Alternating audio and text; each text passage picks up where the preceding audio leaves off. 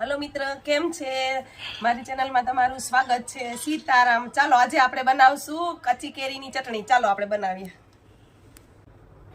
આપણે ચટણી બનાવવા માટે એટલી સામગ્રી જોઈએ। જો પહેલાં આપણે સૌપ્રથમ કેરીના ટુકડા કરી નાખ્યા। હવે 3 મરચાંના ટુકડા કરીશું।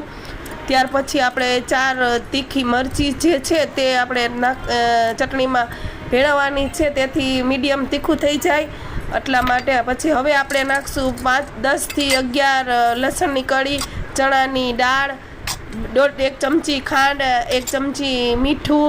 ત્યાર પછી નાખશું આપણે તલ, 1 ચમચી તલ, પછી લીંબુ તેમાં નાખી અને ત્યાર પછી આપણે નાખશું તેમાં જીરું, 1 ચમચી જીરું, અને તેને આપણે મિક્સરમાં પીસી નાખશું।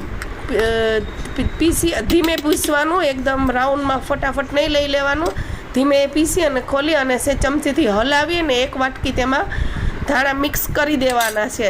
ત્યાર પછી પાછું આપણે એને મિક્સરને થોડુંક અડધા આટા માટે ચાલુ કરવાનું છે। એકદમ ફૂલ કરશું તો ઢીલી પડી જશે, એટલા માટે આપણે એને ધીમેથી મિક્સર ચાલુ રાખવાનું। અડધો આટો ખોલવાનો, પછી તેમાં મને કોમેન્ટમાં કહેજો, લાઈક કરજો, શેર કરજો અને કમેન્ટ કરજો, સબસ્ક્રાઇબ કરજો। બાય, સીતારામ, હર હર મહાદેવ, જય કમળા દેવી માતાજી।